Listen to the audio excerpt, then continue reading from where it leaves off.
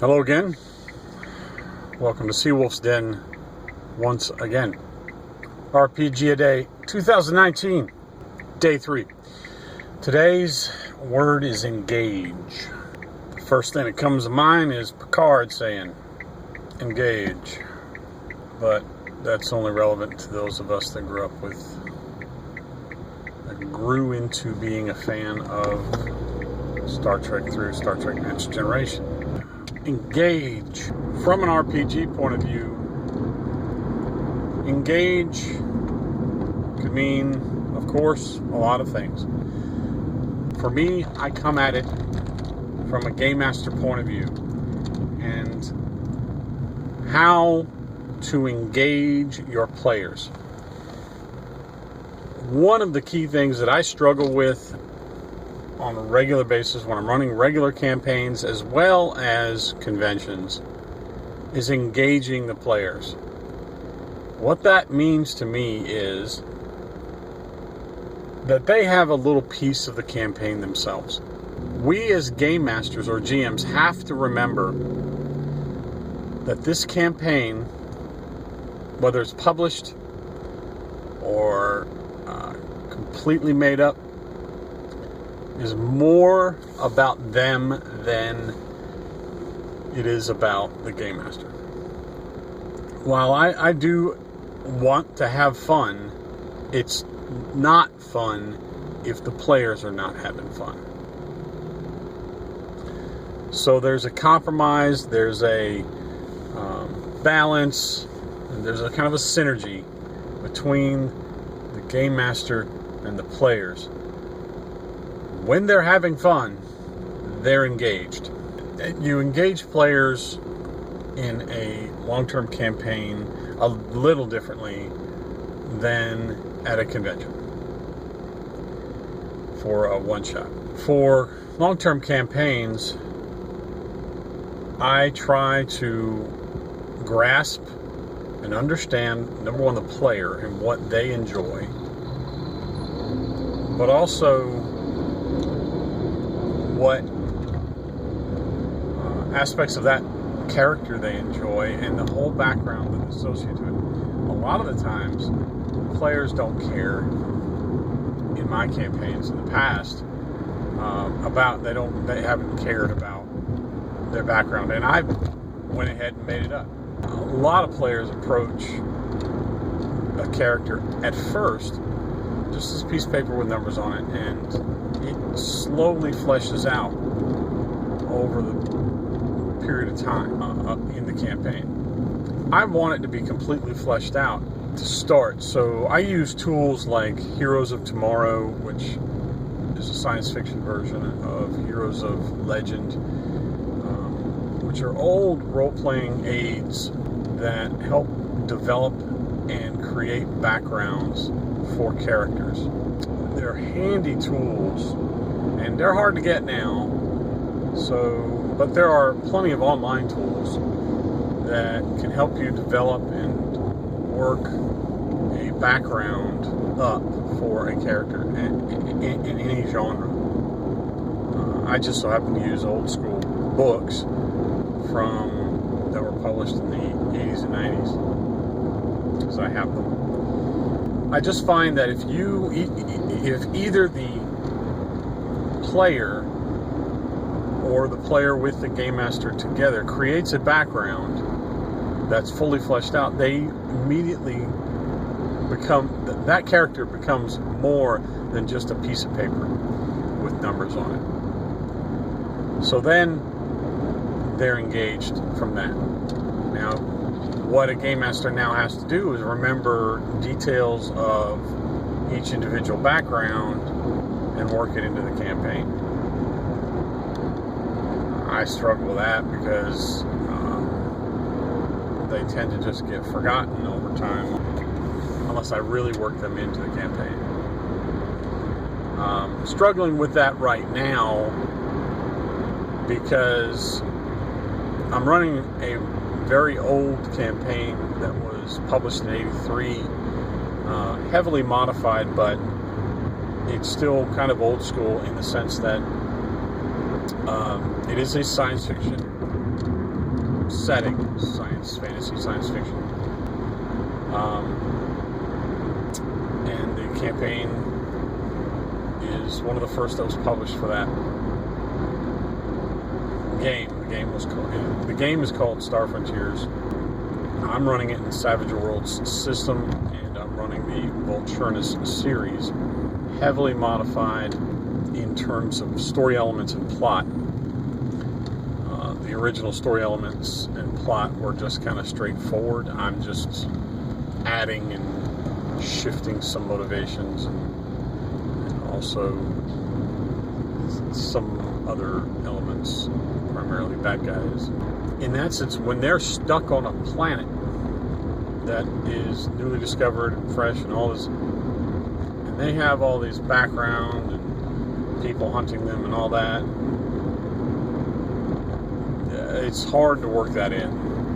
The point of all that is to say that a lot of the times it depends on the campaign and how you integrate it, but if you plan for it, it will engage them. Convention games are a little harder because you never know what you're going to get.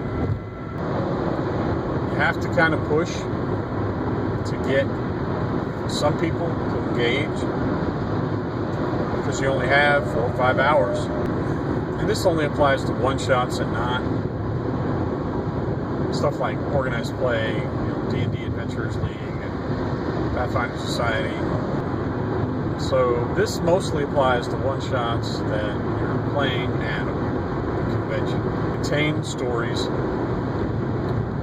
and what I do, and in this case, it's contain stories where the GM has created the characters as pre-generated characters, and that therein lies the key to engaging players. You got to give them a full package of information about that character so that they can immediately engage. You create certain archetypes, of course. You've got the brick, you've got the brains, you've got the beauty, you've got the face, you've got the leader, you've got the rogue, all that.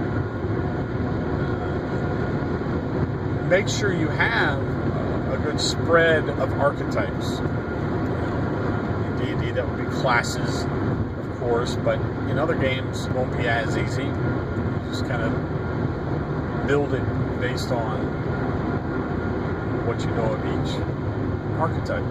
Build it like a movie party or a group of people. You know what you're going to need. Certain people, healers are always important. In my case, where I play a lot of science fiction, dark future, horror, sometimes throw in a supernatural based character with some powers or whatever. Making the characters and their based on archetypes is just the first step. The second step is the background. Now, I'm not saying write a 6-page novel about this character. 1, 2 paragraphs maybe. You're in a convention with a limited amount of time. You've got to summarize a character, key points, in a single paragraph so they can quickly read it, get a sense of how they're going to play that character. The nice thing about one-shots is they don't have to care about the character, but they have to be interested in playing the role. Some people embrace that, some don't. I get that. Find ways to engage them through these tools. Providing a picture.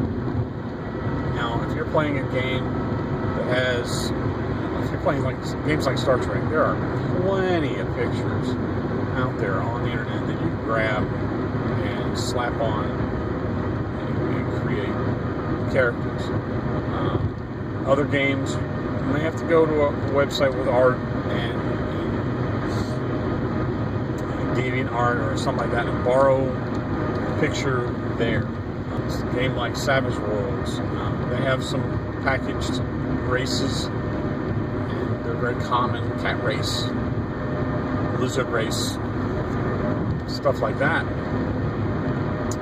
You can also design your own, so you can grab a random alien race off of DeviantArt, design the alien based on the picture, what you see in the picture. That alone is very inspiring. When that player sees that picture, it's the first thing I think that would engage them. I always provide a picture and a little picture frame to sit in front of them so that we can see what they look like and what their name is. In game, always referenced in that as the character's name. Again, engaging them into the world. It's sort of a little contrived at times, but tie them into the adventure itself. Maybe you have a mole or someone that might betray the group, a betrayer. Maybe you have someone that has more information about the mission that they can't talk about. Maybe they have personal stakes. Maybe you're going to rescue her real father, for instance. Stuff like that. Find ways to tie them in deeper. You can also make them optional. What I've done in the past is create generic plot tie-ins and plot extras in card form. I put them in cards, and then hand them out. That adds, or secret agendas, or various things like that. So now they're even further engaged. I put them in card form so that the experience is different every session, and that's mostly for my entertainment, not theirs, because it gets kind of drab if you do it any other way. Engaging, especially at a one-shot, is always a challenge. But so is home games. You can lose players if they're not engaged. Some players don't connect with the game master, and I've had that. I've left games because not really sure why I'm playing this game, kind of thing. That's all I could think of for the word engage. Engage your players in any way you can. This hobby we play is not just about you as a game master. It's about the players, and you always have to remember that. There are selfish GMs that all they want to do is tell their story and railroad the players into a story arc. But they want a piece of the story too. So that's my comments on engage. Until next time. Seek myself.